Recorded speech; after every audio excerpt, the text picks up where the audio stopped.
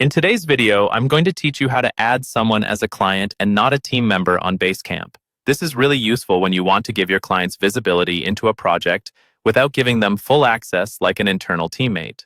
By the end of this walkthrough, you'll know exactly how to invite them correctly and control what they can see. First, start on your Basecamp home or main dashboard. Look toward the top area of the page for the green Invite People button. This is your starting point whenever you want to bring someone new into your Basecamp account. Go ahead and click that button to open the invite options. Once the invite panel appears, you'll see different choices for the type of person you're inviting.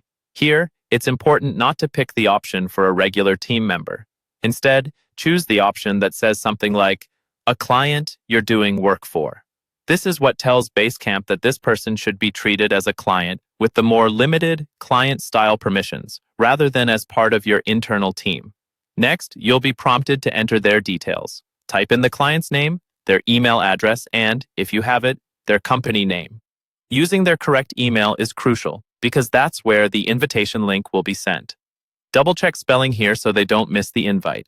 Adding the company name can also make it easier to keep track of multiple clients later, especially if you're managing several projects at once. When everything looks good, you're ready to send the invitation. Click the button that says Email Invitation Now. Basecamp will send them an email with a link to join as a client. You might also want to give them a heads up separately, letting them know to expect that email and check their spam or promotions folder if they don't see it right away. Once the client accepts the invitation and creates or logs into their Basecamp account, you can decide exactly which projects they're allowed to see. This is done through your client-enabled projects. Go into each relevant project and make sure client access is turned on.